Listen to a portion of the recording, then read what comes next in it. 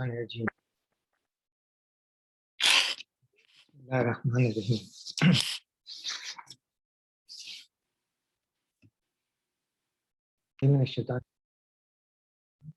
बिस्मिल्लाहिर्रहमानिर्रहीम। ये आयत जो है आपको मैंने कई बार दिखाई है और इसको तो शायद आपको याद भी हो गया होगा कि सनुरिहिम आयातिना फिल आफाक़ि व फिल अनफुसिहिम हत्ता यतबय्यन लहुम अन्नहु हक़। Soon we will show them our signs in the universe and within themselves until it becomes clear to them that the Quran is the truth. तो इस आयत को मैं मुख्तलिफ पहलुओं से, मुख्तलिफ डायमेंशन से ये आयत जो हमारे सामने अंदर की और आफाक की आई हैं शेयर की हैं आपसे, लेकिन इसके अंदर इतनी कुछ है कि बहुत कुछ और भी दिखाया जा सकता है। लेकिन आज हमारा टॉपिक तरह मुख्तलिफ थोड़ा सा है, लेकिन फिर भी आयत पर ही है। आप देखिए कि ये दूसरी आयत जो मेरे सामने आई लास्ट एक्चुअली 10 दिन पहले, हालांकि हम रोज पढ़ते हैं, हम गुजर जाते हैं पढ़ते हुए, तो वो ये थी कि औज़ुबिल्लाहि मिनश्शैतानिर्रजीम बिस्मिल्लाहिर्रहमानिर्रहीम। ये जासिया की आयत नंबर 4 है। फ़ी खल्क़िकुम मा युबस्सु मिन दाब्बतिन आयतुन लिक़ौमिन युक़िनून, यानी तुम्हारी अपनी पैदाइश में और इन हैवानात में जिनको अल्लाह ज़मीन में फैला रहा है बड़ी निशानियां हैं लोगों के लिए जो यकीन लाने वाले। अब देखिए वो क्या निशानियां हैं। And in the creation of yourself and what is disperse of moving creatures are sign for people who are certain in faith. अब जाहिर है क्रिएचर दाब्बा जो है लफ्ज़ ये 18 बार कुरान में आया है, और ये ज़मीन पे चलने फिरने वाले जितनी भी चीज़ें हैं सबके लिए भी आता है, मगर जनरली दाब्बा जो है वो घोड़े के लिए इस्तेमाल होता था, लेकिन अब जनरल हो गया है। और बस्सा जो है वो फैलाना यानी फैलाने को, स्प्रेड करने को ऑल ओवर द ज़मीन, उसको कहा जाता है। और ये आयत है किसके लिए? जो कौम है यकीन करने वाली। इसमें देखिए इसी में फिर आगे एक सूरह बकरा की एक पार्ट में ये आता है 164 में, तो बस्सा फ़ीहा मिन कुल्लि दाब्बा, यानी ज़मीन में हर किस्म की जानदार मखलूक को फैलाता है यानी अल्लाह ताला, and dispersing therein all kinds of moving creatures. और इसी तरह से एक शूरा की ये आयत है कि and of his sign is the creation of heavens and earth and what he has dispersed throughout them of creatures फीहिमा, दोनों में, यानी ज़मीन और आसमान के दरमियान जो कुछ भी है।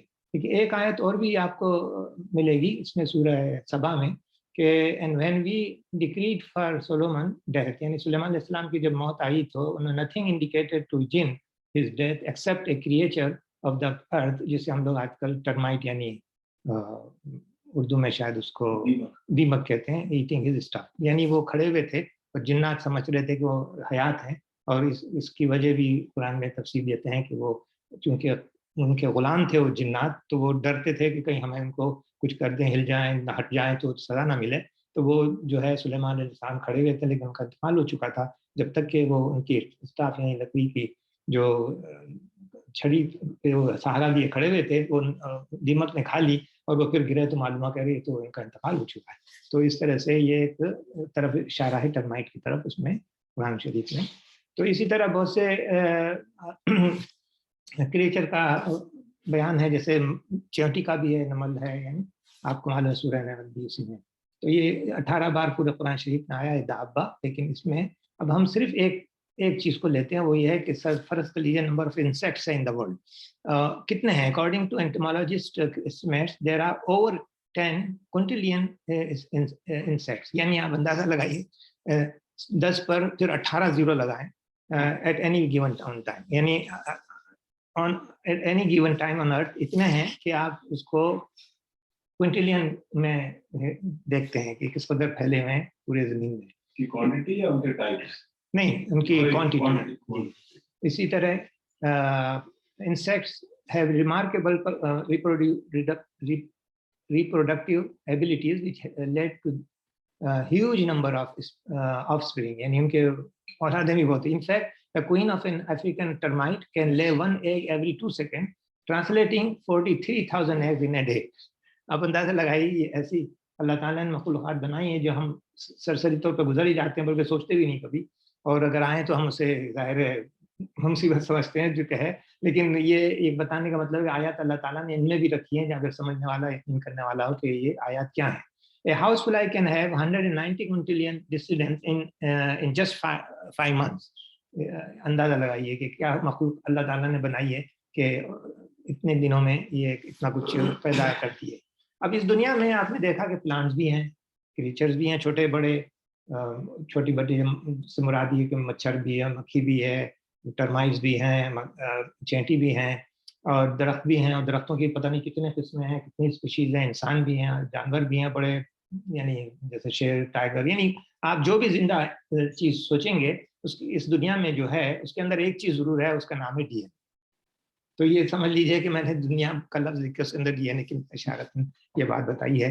पर हम आगे चलते हैं और इसमें ये बताना चाहता हूँ मैं कि ये जितने भी डीएनए या कोई भी चीज इंसान के बदन में या जो कुछ भी दरख्त में या किसी में भी है, वो एक चंद केमिकल्स होते हैं जो आपस में मिले हुए होते हैं। वो केमिकल्स एक खास तरीके से मिलकर एक कंपाउंड बनाते हैं। वो कंपाउंड जो है वो पूरे लाइफ को कंट्रोल कर रहे होते हैं। लेकिन ये अल्लाह ताला की तरफ से एक ऐसा निज़ाम है जिसको अगर सोचा जाए तो चंद साल पहले ही हमें नहीं मालूम था कि 118 एलिमेंट जो है ज़मीन में पाए जाते हैं, और इन 118 में जो है जो एबंडेंटली हैं और काफ़ी कम भी हैं। लेकिन इसमें जो मेजर रोल अदा करता है ये हाइड्रोजन और ये कार्बन, नाइट्रोजन, ऑक्सीजन, ये 4 एलिमेंट जो हैं मिलकर के एक ऐसी ग्रुप बनाया हुआ है इन्होंने कि अगर आप अभी थोड़ी देर में आप देखेंगे कि ये पूरे बॉडी को, पूरे जनरेशन को भी कंट्रोल करने के लिए अल्लाह ताला ने उनको एक खास तरीके से उसको बनाया हुआ है। तो ये सिर्फ इस बताने के लिए कि इतने एलिमेंट्स में, हाँ, मिसाल के तौर पर आयरन है। ये आप सोचेंगे कि इसमें आयरन का नाम मैंने नहीं लिया, हालांकि आयरन इतना इम्पोर्टेंट है कि वो खून की ऑक्सीजन जो आती है लंग्स से, वो पूरे बॉडी में पहुंचाने का काम आयरन का ही होता है। वो किस तरह से ले जाता है, वो भी एक अजीब आयत है अगर सोचा जाए तो, और कभी इंशाल्लाह उस पर बात होगी। तो आगे जो है हम ये देखते हैं कि ये जो कंपाउंड है जिसे हम एलिमेंट्स कहते हैं, ये कंपाउंड बनाते हैं, यानी एक दूसरे से मिलकर केमिकल बनाते हैं। अब वैलेंसी क्या का इसका नाम है, ये केमिस्ट जो जानते हैं वो उनको पता है कि वैलेंसी क्या है। वैलेंसी क्या है? Is the quality that determines the number of atoms with which any single atom will unite chemically. एक एलिमेंट दूसरे एलिमेंट से मिलकर एक यूनिट बनाता है। अगर आसानी से समझना चाहें आप तो यूँ समझिए, in other word elements have hands to hold with each other. यानी किस तरह से, फॉर एग्जांपल हाइड्रोजन के पास एक हाथ है, वो एक हाथ का एलिमेंट है। ऑक्सीजन जो है 2 हाथ का एलिमेंट है, नाइट्रोजन 3 हाथ ये वे, और कार्बन 4 हाथ। और इसलिए मैंने कहा कि जरा सिंपली तौर पर जो फंडामेंटल है वो जहन में आ जाए। तो मिसाल के तौर पर ये कार्टून बनाया था मैंने, वो पहले भी दिखाया होगा, याद होगा आपको। ऑक्सीजन के 2 हाथ जो हैं हाइड्रोजन के एक हाथ से मिलकर ये 2 H2O बना रहा है, और इससे आप जानते हैं कि H2O को वाटर का फार्मूला है। इसी तरह नाइट्रोजन के 3 हाथ ने NH3 बनाया, और ये आपको मालूम है विंडेक्स वगैरह में आप जो क्लीनिंग सोल्यूशन होता है उसके अंदर होता है अमोनिया जिसे कहते हैं। इसी तरह आप कार्बन में चलिए तो 4 हाथ होते हैं, तो उसके CH4 होता है, ये जो आप जलाते हैं, यानी नेचुरल गैस जिसे कहते हैं, मेथेन गैस, ये आग पकड़ती है और इस तरह से ये CH4 कहलाती है। और कभी कभी आपस में भी मिलते हैं, जैसे हाइड्रोजन से मिल गया तो हाइड्रोजन गैस बन गई, ऑक्सीजन से मिल गया तो ऑक्सीजन गैस बन गई, इसी तरह नाइट्रोजन का नाइट्रोजन गैस। और ये भी मालूम है आपको कि हवा में जो हम सांस ले रहे हैं उसके अंदर तकरीबन 20% ऑक्सीजन और 80% नाइट्रोजन होता है। नाइट्रोजन के न्यूट्रल होती है तो इतना इफेक्ट नहीं पड़ता हम पर, और ऑक्सीजन की बहुत ज़रूरत है, और इतने परसेंटेज जो है इसकी इतनी ज़रूरत है हमारे लंग्स को, तो उतने ही अल्लाह ताला ने फ़ज़ा में रखी है। अब ये सिंपली समझाने के लिए कि देखिए इसके अंदर 2 कार्बन और 6 हाइड्रोजन और 1 ऑक्सीजन किस तरह मिले हुए हैं। एक कार्बन में 3 हाइड्रोजन पकड़े हुए हैं और दूसरा हाथ कार्बन के साथ मिला हुआ है। 2 हाइड्रोजन को पकड़ने के बाद एक ऑक्सीजन के साथ मिला हुआ है, फिर वो हाइड्रोजन। तो हर एक की वैलेंसी वैसी है जैसे आपने देखी, हाइड्रोजन की 1 है, ऑक्सीजन की 2 है, कार्बन की 4 है, और इसी तरह यहाँ पर 4। इसको एथेनॉल कहते हैं, आप जानते हैं कि वाइन में ये लोग पीते हैं और एवरीबडी नो। अब हाइड्रोजन बॉन्डिंग एक ऐसी चीज है, एक ऐसा फेनोमेना है, अल्लाह ताला ने कुछ रखा है इसमें कि ये बहुत ही बड़ा पार्ट अदा करता है। अगर आप ना जाने तो इस कोई हैसियत नहीं, लेकिन अगर आप जाने तो आप हैरान हो जाएंगे कि हाइड्रोजन बॉन्डिंग क्या पार्ट प्ले करे in not only outside but inside our body too. लेकिन अभी हम थोड़ा सा ये सिर्फ बताने के लिए कि ऐसा क्यों है। अब होता ये है कि ऑक्सीजन जो है इलेक्ट्रॉन को अपनी तरफ जरा खींच के रखते हैं। यानी ये जो कार्बन और हाइड्रोजन के दरमियान बॉन्ड है, ये दो इलेक्ट्रॉन है, एक इसका है और एक इसका है, लेकिन ये हाइड्रोजन दोनों मिलकर इसकी तरफ खिसके हुए होते हैं, थोड़ी तरफ ऑक्सीजन की तरफ, तो इसलिए इस पर थोड़ा सा माइन्यूट सा नेगेटिव चार्ज आ जाता है, जिसकी वजह से हाइड्रोजन पर प्लस चार्ज हो जाएगा, जाहिर है, delta plus delta minus means both minute charge. अच्छा, अब ये दो मॉलिक्यूल खाएं, एक मॉलिक्यूल ये है हाइड्रोजन H2O का, दूसरा ये। अब ये ऑक्सीजन जो है इस हाइड्रोजन से हाइड्रोजन बॉन्डिंग कहलाएगा, यानी सॉलिड बॉन्ड नहीं है जैसा ये बॉन्ड है H2O का, ये सॉलिड बॉन्ड है, यानी इसको तोड़ना हो तो बहुत मुश्किल एनर्जी लगानी पड़ेगी। लेकिन ये जो हाइड्रोजन बॉन्डिंग जिसे कहते हैं, ये बहुत आसानी से टूट सकता है, इसीलिए कुछ खासियत इसकी यूनिक है, यानी टूट भी जाता है और लगा भी रहता है। तो इस तरह से ये हाइड्रोजन बॉन्डिंग जो है, ये आपको देखेंगे आप कि कितना पार्ट प्ले करती है। और ये आपको मिसाल के तौर पर पानी के अंदर जो लोगों ने देखा मुख्तलिफ तरीकों से, वो ये कि पानी के जो मॉलिक्यूल हैं इस तरह हेक्सागोनल बनाकर रहते हैं। देखिए बड़ी सिस्टमेटिकली H2O है और यह ऑक्सीजन का हाइड्रोजन, फिर इस हाइड्रोजन का ये ऑक्सीजन, इस तरह से हाइड्रोजन ऑक्सीजन का हाइड्रोजन बॉन्डिंग पूरे मॉलिक्यूल में इस तरह से हो जाती है। इसी तरह ये आप समझ सकते हैं, ये बहुत ही यानी अनगिनत मिलियंस ऑफ मॉलिक्यूल इस तरह रहते हैं। और अब हम आपको एक खास मॉलिक्यूल की तरफ ले जाते हैं, जिसके अंदर ये बताना है कि इसमें देखिए carbon, hydrogen, oxygen and nitrogen, ये चार एलिमेंट्स हैं इसके अंदर। और ये 6 मेंबर रिंग है, आपने देखा, गौर से देखें तो ये CH3 है, क्योंकि यहाँ पर एक कार्बन ने पकड़ा हुआ है, तो इस पर 3 हाइड्रोजन लग गए, तो ये 4 वैलेंसी हो गई इसकी। इसी तरह यहाँ पर जो है क्या नाम है, CO है, CO में कार्बन ऑक्सीजन है और यहाँ एक सिंगल बॉन्ड है और यहाँ डबल, 4 वैलेंसी। आप देखेंगे वैलेंसी कभी खराब नहीं होगी, नहीं रहेगी, चाहे कितनी तरह से आप गिन लें। तो अब यहाँ पर और इसमें क्या फर्क है, ये थायमीन है, ये साइटोसिन है, इसका नाम है ये, आपको जरूरी नहीं याद रखना इस वक्त, हम सिर्फ ये बताना चाह रहे हैं कि CH3 को हटा दें इधर, तो यहाँ एक हाइड्रोजन लगा दीजिए, और यहाँ CO को हटा दीजिए और NH2 लगा दीजिए यहाँ पर, तो ये जो है साइटोसिन हो गया, बाकी चीजें ऐसी रही। तो आपने देखा ये दो चेंजेस से नाम भी बदल, केमिकल भी दूसरा हो गया, कंप्लीटली डिफरेंट 2 मॉलिक्यूल्स। इसी तरह से ये 6 मेंबर रिंग है और इस पर फ्यूज्ड 5 मेंबर रिंग है, 5 मेंबर जो है सब मिल गई है, तो इसको हम एडेनिन कहते हैं और इसको गावानेडीन। मगर इसमें फर्क क्या है, बिल्कुल उसी तरह जैसे आपने देखा वहाँ, यहाँ पर CO की जगह हटकर CnH2 हो गया है, और यहाँ पर हाइड्रोजन हटकर यहाँ NH2 हो गया है, तो ये फर्क सिर्फ इसमें पड़ा। तो ये मामूली से चेंज है, आपको जरूरी नहीं याद रखना, बस सिर्फ ये बताना चाह रहा हूँ मैं कि 6 मेंबर 2 रिंग है और 5 और 6 के 2 फ्यूज मॉलिक्यूल है। इनका नाम जो है ये थायमीन, साइटोसिन और एडेनिन और गवानीन यही है, और ये अब बेइंतहा आपको बार बार रिपीट होंगे तो आपको मालूम होगा कि इनकी अहमियत क्या है। जैसा कि मैंने अभी अर्ज किया कि ये हाइड्रोजन बॉन्डिंग बड़ी पार्ट प्ले करती है, वही इसकी वजह से ये हाइड्रोजन जो है नाइट्रोजन के ऊपर जो रखा हुआ, इस ऑक्सीजन से हाइड्रोजन बॉन्डिंग करता है अगर इसे सोल्यूशन में डाला जाए, और ये पानी में या किसी में, तो ये ऑक्सीजन इससे करता है। ये 5 मेंबर्ड है, ये 6 मेंबर्ड, और ये 6 और 5 का फ्यूज, और ये 6 मेंबर्ड। इसमें देखिए आप 2 हाइड्रोजन बॉन्डिंग है, क्योंकि यहाँ 2 हाइड्रोजन ही एक इसको करीब में रखा और इस तरह इनको बॉन्डिंग होगी। लेकिन इसमें आपने देखा कि 3 हाइड्रोजन बॉन्डिंग, यहाँ एक है, यहाँ नाइट्रोजन के साथ है, ऑक्सीजन के साथ आया। तो इस तरह से ये हाइड्रोजन बॉन्डिंग होने की वजह से ये दोनों एक दूसरे के करीब रहते हैं। ये मैग्नेट की तरह समझ लीजिए कि नॉर्थ पोल साउथ पोल, इस तरह से ये करीब रहते हैं। और ये जो 4 मॉलिक्यूल हैं, ये अब आप देखिए कि ये क्या करते हैं। असल में जो हम डीएनए कहते रहते हैं, उसमें होता क्या है कि एक ये जो आपने देखा फास्फेट लगा हुआ है, यहाँ फास्फोरस का कंपाउंड है, ये आपका ग्लूकोज सुक्रोज ग्लूकोज का डेरिवेटिव है, दूसरा 5 नंबर शुगर कहते हैं इसको। तो ये शुगर के साथ मिलकर ये बॉन्ड है, ये यहाँ पर एक कार्बन है जो नजर नहीं आ रहा है, क्योंकि केमिस्ट जानता है कि यहाँ पर CH2 है, तो इसलिए उसको ऐसे छोड़ दिया जाता है। इसी तरह यहाँ कार्बन है, यहाँ है, यहाँ पे जहाँ जहाँ नहीं लिखा हुआ वो सब कार्बन है, और जहाँ हाइड्रोजन नहीं दिखाए गए वो समझ लीजिए यहाँ 2 हाइड्रोजन है, यहाँ 1 हाइड्रोजन है, क्योंकि कार्बन की वैलेंसी 4 है। तो ये मुस्तकिल रिपीट हो रहे हैं। देखिए आप, यहाँ हुआ, फिर शुगर आया, फिर शुगर के बाद फास्फेट के बाद शुगर, ये पूरी एक रस्सी सी यानी स्ट्रेन बनी हुई। अब यहाँ पर नाइट्रोजन के साथ इस शुगर ने बॉन्ड बांधा हुआ है, और ये इसी तरह इस नाइट्रोजन ने बॉन्ड बांधा हुआ, ये साइटोसिन है C, और G जो है गवानीन है, गवानीन का नाइट्रोजन ने इससे पकड़ा हुआ है, और इसी तरह एडेनिन ने यहाँ पर पकड़ा हुआ है, इसे थायमीन ने यहाँ से पकड़ा। तो ये बॉन्डेड है, बॉन्ड का मतलब है कंप्लीटली बॉन्ड है, ये हाइड्रोजन बॉन्डिंग की तरह वीक नहीं, मजबूत बॉन्ड है।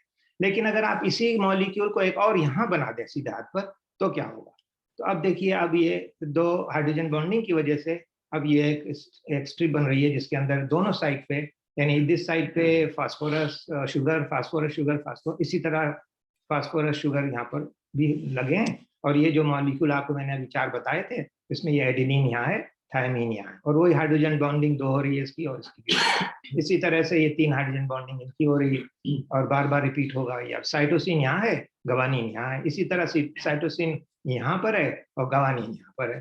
तो इस आपने देखा कि ये रिपीट तो हो रहे हैं, मगर थोड़ा चेंज है, कोई इधर आके खड़ा हो गया, कोई उधर आके खड़ा हो गया, लेकिन एक दूसरे से हाथ पकड़े हुए हैं। और ये लंबी चेंज है, मैंने यहाँ पर सिर्फ आपको 1 2 3 4 रिंग्स बताएं, जिसका मतलब ये कि ये 4 बेस पेयर हैं। ये बेस पेयर इसलिए कहते हैं, ये बेस है और ये पेयरिंग कर रहे हैं। तो ये बेस पेयर जो है, ये बताई तो 4 है मैंने, लेकिन ये बेइंतहा लंबी होती है, अभी आपको पता हुआ। 2 strands of double helix are held together by base pairing। ये दोनों जो हैं, ये बेस पेयरिंग से हेल्ड की पकड़े हुए होते हैं, मगर ये टूट भी सकते हैं क्योंकि ये डीएनए है, जो डीएनए में ऐसे ही रहता है। लेकिन जब वो डीएनए से उसकी कॉपी बनती है, तो कॉपी जो है वो उसको आरएनए कहते हैं। उसमें जो है ये फिर सिंगल, ये बीच में से हटकर सिर्फ एक, जैसे मैंने ऊपर बताया था आपको, इस तरह से, यानी इस तरह का एक सिंगल स्ट्रैंड जो बनता है उसे आरएनए कहते हैं। और ये होता ये है कि कॉपी बनाना जरूरी होता है इसका। इसको कॉपी बनाकर आरएनए ले जाता है बाहर, सेल के अंदर ही रहता है, ये डीएनए कभी बाहर नहीं जाता। तो वो कॉपी जब बाहर जाती है तो फिर उस काम शुरू होता है, लेकिन मैं उस तरफ नहीं जा रहा हूँ। सिर्फ ये बताने के लिए कि ये एक वन प्लेन में अगर देखें उसी स्ट्रक्चर को डीएनए के, तो ये शुगर है, ये शुगर है, और ये फास्फोरस लगे हुए हैं, होल जैसे रस्सी से बंधे हुए हैं स्ट्रैंड से। और मैंने सिंपल आपको ये बताने के लिए कि एडेनिन थायमीन का 2 हाइड्रोजन बॉन्डिंग है, ये 3 हाइड्रोजन बॉन्डिंग, अगेन अल्टरनेट ये चलता रहता है। और ये समझ लीजिए ये बड़ी लंबी है, सिर्फ समझाने के लिए आपको मैंने दोबारा बताया। अब ये जो है स्ट्रैंड, ये 2 chains that coil around each other to form a double helix। ये डबल हेलिक्स बना हुआ है। इसके अंदर जो कलर नजर आ रहे हैं आपको, वो यही कलर है जो यहाँ है। और ये इसको कम्प्लीमेंट्री बेस पेयर कहते हैं, और उसको आप बेस पेयर के नाम से याद करें, यानी सिर्फ ये बेस पेयर है। अच्छा, आपको याद कैसे होगा कि टी है तो हमेशा टी ए के साथ और सी जी के साथ, यानी थायमीन हमेशा एडेनिन के साथ ही खड़ा रहेगा और गवानीन हमेशा साइटोसिन के साथ रहेगा। ये अपने हमेशा ये पेयरिंग हमेशा ऐसे ही रहेगी और ये हटेगी नहीं। मगर ये चेंजेस होते रहेंगे, जैसे ये यहाँ पर 2 आ गए तो जरूरी नहीं कि यही हो, ये यहाँ पर तीसरी चौथी के बाद भी आ सकता है, 5 के बाद भी आ सकता है, ये लंबी चेंज चलेगी। तो ये, इससे पहले कि मैं आगे जाऊँ, सिर्फ इतना याद रखिए कि ये बेस पेयरिंग जो होती है ये बहुत जरूरी है, इसको याद रखना है। मगर इसको याद करने के लिए मैंने एक जुमला बनाया, और वो ये है, we will meet at community garden. इसका मतलब ये है कि ए जो है टी से मिलेगा, सी जो है जी से मिलेगा, यानी एडेनिन, थायमीन और साइटोसिन, गवानीन। तो ये आपको, आप कहीं भी देखेंगे, किसी भी फिगर में देखेंगे आप डीएनए को, तो आप हमेशा ये देखेंगे ए टी से मिलेगा, सी जी से मिलेगा। तो एक तरह से ये है। लेकिन अब सवाल ये है कि ये क्या है, ये ऑर्डर जो होता है, ये सीक्वेंस जो होता है इसका, बेस ऑल दिस बेसिस जिसको हम कह रहे हैं, ये डिटरमिन करते हैं what biological instruction are contain in a strand of DNA. अब वहाँ ये पता चलेगा कि ये इस रिपीटिशन में क्या सीक्वेंस है, उस सीक्वेंस के हिसाब से आपके जो कलर है बॉडी का, स्किन का, वो बनेगा, हेयर का कलर है, आंखों का कलर है, या कद है, आपकी लंबाई चौड़ाई, या किस तरह से कौन सी चीज कहाँ पर होनी चाहिए, आंखें कहाँ होना चाहिए, नाक किधर, ये सारी जो इंफॉर्मेशन है इसी डीएनए में होती है। यहाँ से इंफॉर्मेशन जाता है बाहर जब जाता है तो वहाँ पर इंफॉर्मेशन लेकर उसे कॉपी करता है, और वहाँ पर एक कॉपी करने वाला उसको एक और मशीन में ले जाता है, और उस मशीन से के अंदर वो अमीनो एसिड को लेता है जो हम खाते हैं, उनमें से अमीनो एसिड होते हैं, वो अमीनो एसिड उसको देता जाता है। तो अमीनो एसिड को जब देता है तो ये डीएनए का जो बेस पेयर हैं वो डिसाइड करते हैं कि कौन सा अमीनो एसिड चाहिए उनको, ये चाहिए, वो चाहिए, उधर से चाहिए, इधर से, जैसे कि आप जो है बाजार में जाके खरीदते हैं चीजें, इसी तरह से ये लाता है और उसको देता जाता है, वो एक सेल में ले जाता है और उसको वहाँ मिक्स करता है। वो अमीनो एसिड जब एक दूसरे से मिलते हैं तो ये प्रोटीन बनते हैं। प्रोटीन इसीलिए कहते हैं कि अमीनो एसिड एक दूसरे से मिलकर प्रोटीन बनाते हैं, और आपके बॉडी का हर चीज, चाहे बाल हो, चाहे हाथ हो, या आँख हो, या जहाँ भी, हर चीज प्रोटीन से बनकर बनी है।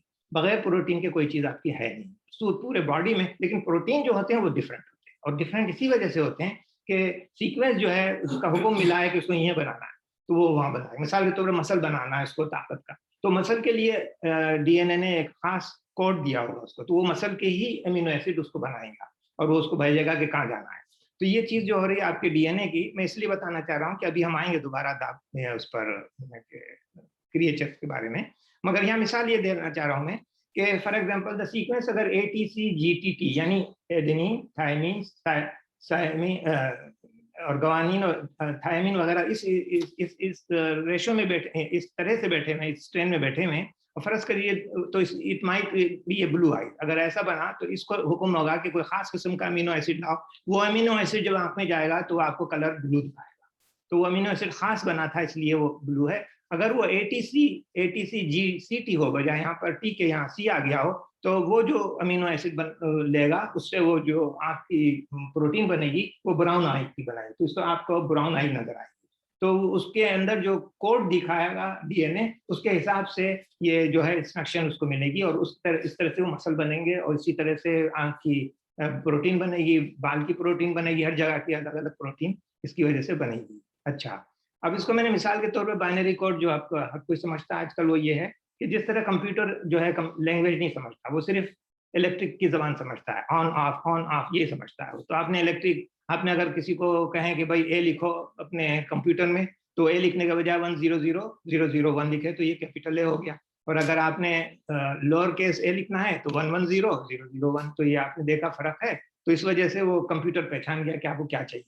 बिल्कुल इसी तरह से डीएनए को जब हुक्म मिलता है, वहां से कॉपी करके बाहर जाता है, तो वहां पर उसको ये हुक्म मिलता है कि कौन सा अमीनो एसिड चाहिए, तो वो अमीनो एसिड उसको लेता है, और इस तरह से जाके मसल या आई के प्रोटीन वगैरह बनते हैं। अब ये जो है ह्यूमन बीइंग में, जो अभी मैंने बेस पेयर बताया था आपको, 3 बिलियन बेस पेयर हैं एक ह्यूमन बॉडी के अंदर डीएनए में। आप अंदाजा लगाइए कि कितने मुख्तलिफ कॉम्प्लिकेटेड पार्ट्स हैं हमारे बॉडी के अंदर और बाहर, जिसकी बाइनरी कोड जो है वो हमारा डीएनए का ACTG है, उनको बताना है कि कौन सी चीज कहाँ बनेगी, कैसे बनेगी। नाखून है तो उसका अलग होगा, स्किन है तो अलग होगा, आंख है तो अलग होगा, कान है तो अलग, जबान का अलग होगा। तो उसके लिए जरूरी है कि बहुत ही मल्टीपल बेसिस हों, और हैं 3 बिलियन बेसिस, कम तो नहीं होती। तो ये अच्छी खासी, यानी आपने देखा कि वो बेस पेयर की एक तादाद है। अच्छा, अब आइए सिर्फ थोड़ी सी जनरल नॉलेज के लिए। Total length of DNA present in one adult human is this, इसका जो है अगर लगा दें तो इतनी लंबी है, 10 to the raised by 13 meter by 2. That is equivalent of nearly 70 trips from the earth to the sun and back. यानी वन वे नहीं, दोनों तरफ। और इसका डिस्टेंस आपको मालूम है अर्थ से सन तक 93 मिलियन माइल है वन वे। तो इस 70 दफा आप आए जाएं तब जाके आपके डीएनए का पूरा लेंथ तकरीबन बनेगा। तो एक जनरल नॉलेज के लिए हमने यहाँ रखा है ताकि इनॉर्मिटी आपको मालूम हो कि किस कदर है इसके अंदर। अब ये जो है हम लोग जीन जो कहते हैं, वो जीन के अंदर जो डीएनए है वही प्रोड्यूस करता है different proteins to generate several cell type like muscle type, skin cell, brain cell, that make a human being. अब उससे तमाम ह्यूमन बीइंग एक सेल से तो बनता है। देखो ना, अल्लाह ताला ने खुद कुरान में फरमाया कि हमने तुमको इमशाज नुतफे से बनाया। तो एक सेल होता है, वो एक सेल से उस सेल के अंदर जो इंफॉर्मेशन रखी हुई है अल्लाह ताला ने डीएनए से, तो तमाम बॉडी के पार्ट्स बना रही है 9 महीने तक, और फिर बच्चे को अल्लाह ताला खैरियत से बाहर निकालता है। तो ये जो है, ये सारी चीजें अंदर ह्यूमन बॉडी में हो रही हैं। ये तमाम जो है डीएनए का अल्लाह ताला ने एक सीक्रेट रखा हुआ है। तो समराइज दिस ये है कि सेल को देखें तो उसके अंदर न्यूक्लियस है, ये न्यूक्लियस है। इस न्यूक्लियस के अंदर देखें तो क्रोमोसोम है, जो हमारे आपके 23 पेयर होते हैं। इसके अंदर एक पार्ट, छोटा सा पार्ट देखें तो ये डीएनए है, और इसमें ये बेस पेयर नजर आ रहे हैं आपको, रेड एंड येलो वगैरह। तो ये लोकेशन बताने के लिए कि कहाँ है डीएनए, आपको थोड़ा सा आइडिया हो जाए। अच्छा, अब दोबारा मैं इसलिए दिखा रहा हूँ ये आपको कि यहाँ पर ये बेस पेयर जो है ये हर लिविंग एनिमल में आपको नजर आएगा। और इसी तरह याद रखने के लिए कि ए से टी और सी से जी मिलते हैं। हमने देखा कि human has 3 billion base pair, ठीक है। अब सवाल ये है कि ये तो मल्टी सेलुलर बॉडी है हमारी, जो पता नहीं कितने ट्रिलियन सेल से हमारे बॉडी बनी, और उस हर एक में 3 बिलियन बेस पेयर। अच्छा, अमीबा जो होता है ये सिंगल सेल ऑर्गेनिज्म होता है, इसमें सेल एक ही होता है, इसमें न्यूक्लियस भी नहीं होता। उसके देखिए आप 290 बिलियन बेस पेयर, यानी बेस पेयर उसके जो है ह्यूमन बीइंग से भी ज्यादा है।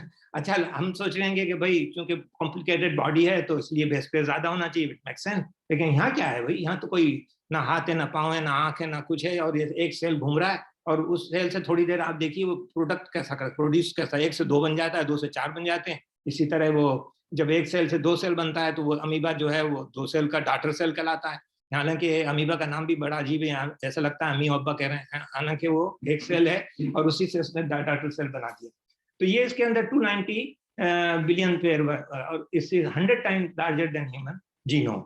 अच्छा अब आ जाइए, अब क्रीचर्स की आप देखें कि कारपेंटर एंट है, यानी ये जो चैंटी है, उसके 240 मिलियन बेस पेयर होते हैं, और मस्कीटो जिसे आप कहते हैं 260 मिलियन बेस पेयर है उसके अंदर। यानी अंदाजा लगाइए कि कहाँ हम हजारों में बात करने के, यहाँ तो मिलियन में बात हो रही है। अब इसके बेस पेयर में इतने होने की क्या वजह है, क्या ये एक लंबी कहानी है, और कुछ मालूम है कुछ नहीं मालूम, लेकिन बहरहाल टर्माइट है जैसे हम कह रहे हैं ना, दीमक, उसमें 1.3 बिलियन बेस पेयर है।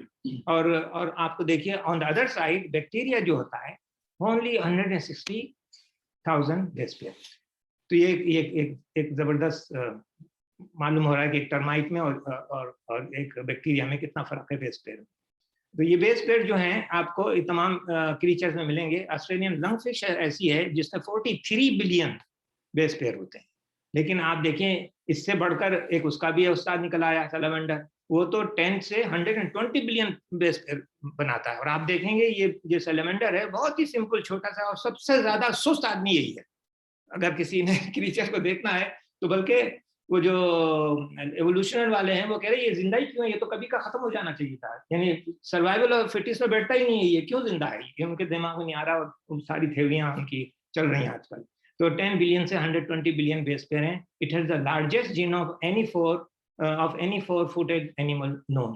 तो the difference is so high and so much between them. अब आ जाइए कोविड का आजकल बहुत चर्चा हो रहा है, बातें हो रही हैं। देखें इसके अंदर जीनोम में क्या है, होता क्या है कि ये जो वायरस होता है ना, इसके अंदर डीएनए होता है या आरएनए होता है। जरूरी नहीं कि हर एक में डीएनए हो, मगर एक में आरएनए हो सकता है, डीएनए नहीं होगा, किसी में डीएनए है आरएनए नहीं होगा। तो ये यानी यूनिक चीज है। दूसरा इसके बेस पे देखिए सिर्फ 29,000 है, मिलियन बिलियन में कुछ नहीं। Far far shorter than complex organism like human are, yet still powerful enough to infect thousands of people across the entire world. तो ये इसकी क्या वजह है, ये इंटरेस्टिंग सवाल हो सकता है, और इसकी जवाब भी बाद में हम सोचेंगे। सैलामेंडर जो है जीनोम जो आपको बताया कि 10 बिलियन से 120 बिलियन इसके अंदर बेस पेयर होते हैं।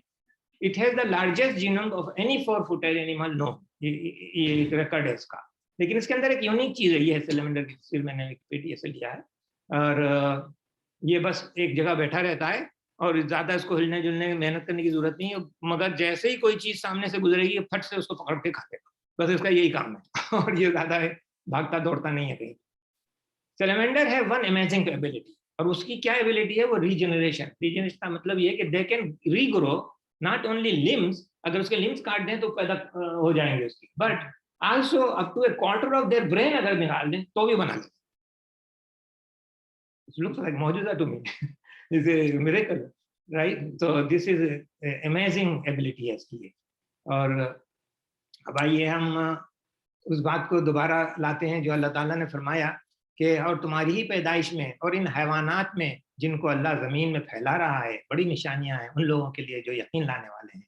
तो आप देखिए ये निशानियां आपको कितनी, आपको यानी आप 1400 साल पहले अगर कोई कहे कि ये बात है तो कैसे मालूम कर सकते थे? सिर्फ वो यही देख सकते थे कि भाई बहुत तादाद में होते हैं, बहुत ज्यादा होंगे, जितना उस वक्त की नॉलेज थी उसके हिसाब से ईमान लाया उन्होंने कि हाँ अल्लाह ताला जो कह रहे हैं वो सच है। लेकिन एक और बड़ी अजीब हकीकत सामने आई, वो ये है कि लोग जो मुशरिक थे, मुशरिकीन ये काबा को कहते थे कि ये क्या अल्लाह ताला जो है मच्छर और मक्खी और ऐसे छोटे छोटे जलील एनिमल्स की मिसालें देता है। तो अल्लाह ताला ने उनके लिए जवाब में लिखा, हाँ अल्लाह उससे हरगिज़ नहीं शर्माता कि मच्छर या उससे भी हकीर तर किसी चीज की तमसीलें यानी मिसालें दे। जो लोग हक बात को कबूल करने वाले हैं वो इन्हीं तमसीलों यानी मिसालों को देखकर जान लेते हैं कि ये हक है जो उनके रब की तरफ से आया है। अब ये किसके अंदर एक बहुत इंपॉर्टेंट चीज सामने आई है आजकल। 1400 साल पहले कौन सोच सकता था कि मलेरिया किससे फैलता है? अब देखिए जो कहा है ये फीमेल है, अल्लाह ताला ने जो लफ्ज़ इस्तेमाल किया है कि हम लोग तो पता नहीं उर्दू में मच्छर को क्या फीमेल मच्छर को क्या कहेंगे, हम तो मच्छर ही कह देते हैं, या हो सकता है मच्छर नहीं कह दें ज़्यादा। लेकिन अल्लाह ताला ने फीमेल सीगा इस्तेमाल किया है। उसको कहते हैं जो फीमेल मच्छर है। अच्छा, 1400 साल पहले जब ये कहा गया, किसी को ज़रा सा भी यानी वो नहीं था इशारा कि ये मच्छर जो मलेरिया फैलता है वो फीमेल से ही फैलता है। सुभान अल्लाह। अब देखिए, जिन्होंने यकीन करना था कि बेशक अल्लाह जो है कह रहा है सच कह रहा है, तो अब सामने आई ये बात कि ये जो फीमेल मच्छर है उसकी क्या कैरेक्टरिस्टिक है। और अब आप देखिए कि आपको सूरह यासीन में ये बात नजर आएगी कि क्या वहुल हक वहुल खल्लाकुल अलीम, यानी he is the supreme creator. अब आपको मालूम हो रहा है, अब उस जमाने के लोगों ने ईमान इनका इतना पक्का था कि अल्लाह ने जो कहा मान गए कि एक मच्छर भी जो है वो मिसाल देता है, तो वो तो खालिक है ना, वो तो माहिर खल्लाक है। अच्छा, खल्लाक जो है, खालिक तो कहते हैं, उसको खालिक भी कहते हैं, लेकिन खल्लाक किसको कहते हैं? सुपरलेटिव, सुप्रीम क्रिएटर है वो, उससे बढ़कर कौन क्रिएटर होता है। और फिर उसके बाद अलीम भी है, यानी वो नॉलेज रखता है, उसको पता है कि किसको कैसा पैदा करना है, किसको कैसा पैदा किया गया है।